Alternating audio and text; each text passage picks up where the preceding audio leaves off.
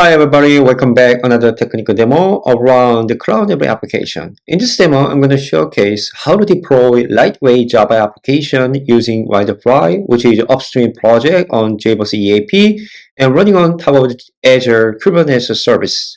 I got a lot of ask recently, hey Daniel, how to deploy my a cloud-native Java application, specifically using JBoss EAP, running on not OpenShift cluster but also hyperscaler Kubernetes services, for example, AKS. So that's the reason why I'm going to create this demo, how to get started, develop a new Java application and deploy it Wildfly running on Azure Kubernetes service. Let's get right into the demo, how it works and what that looks like.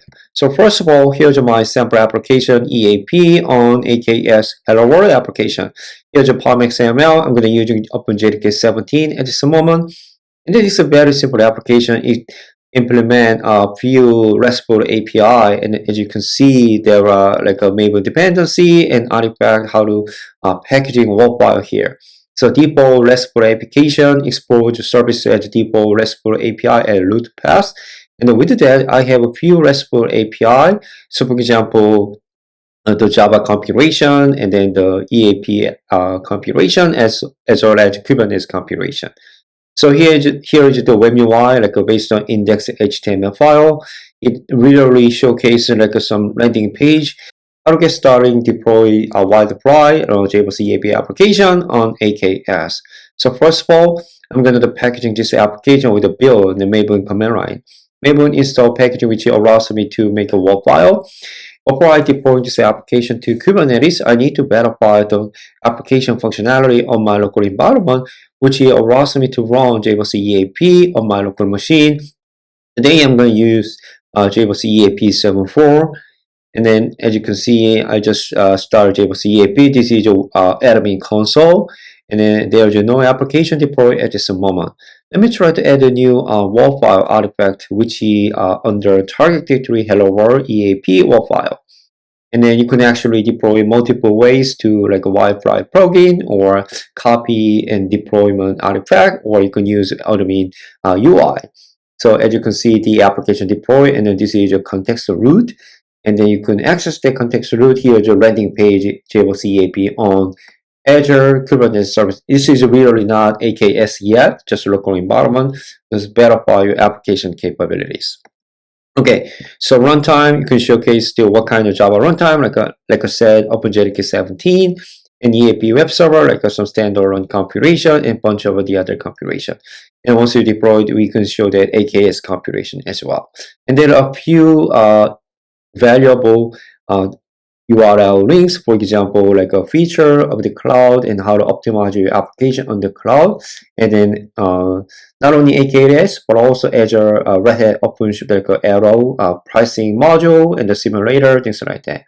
So for example, when you click on pricing calculator, you can literally select Azure Kubernetes services for calculating your resources and so on. That's it. So I'm going to just verify my application working on my local environment. And here is my Azure Cloud. You can actually go to Kubernetes services to create a new Kubernetes service as AKS.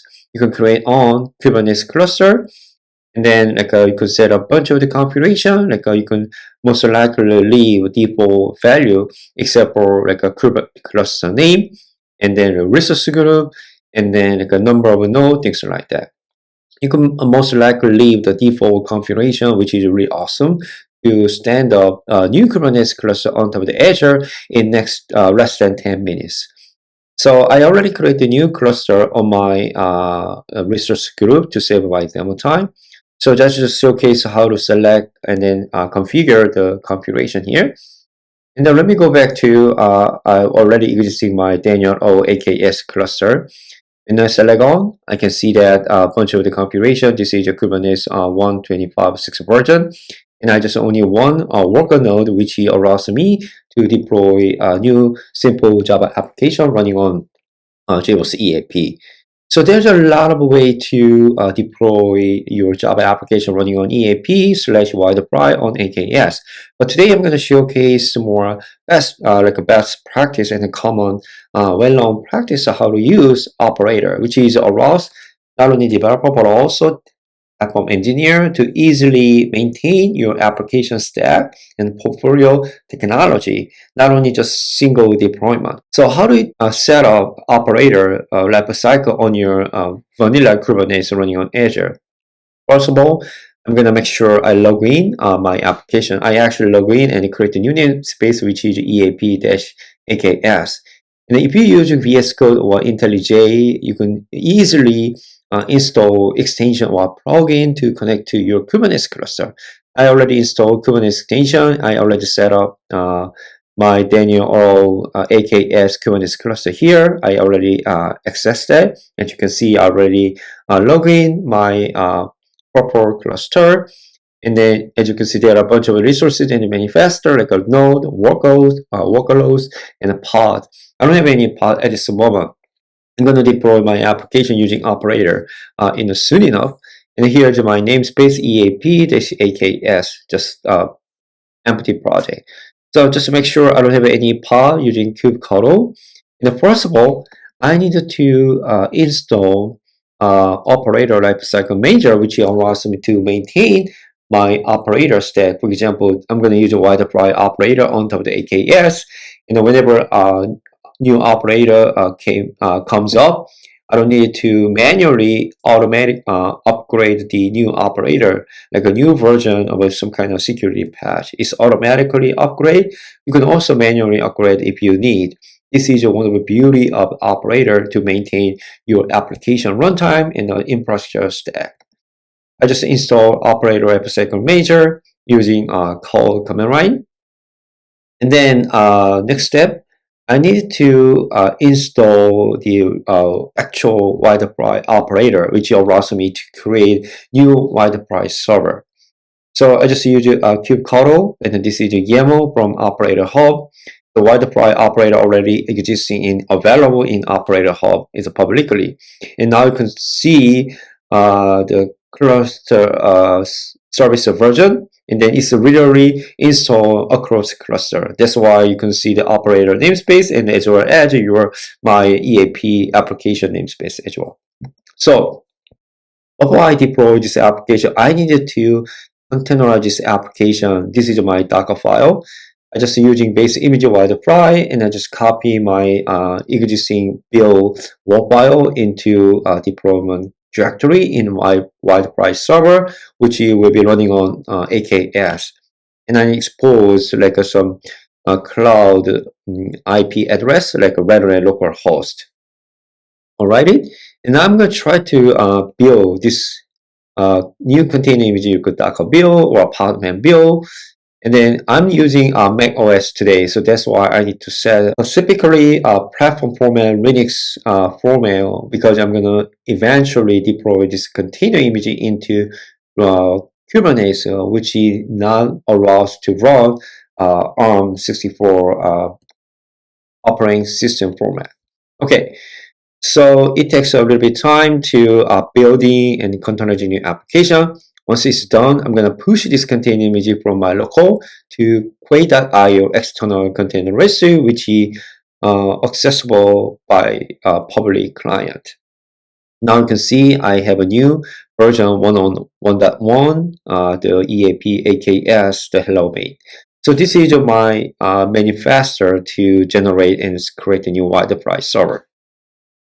I point to the pool path of quay.io, and then I'm just using kubectl once again deploy this Wildfly YAML, which allows me to create a Wildfly server.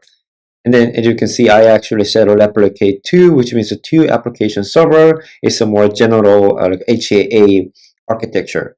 When you check it out, one of the logs, and then you can see that the Hello World EAP Wildfly already deployed, and then this is a latest Wildfly like a 28 version.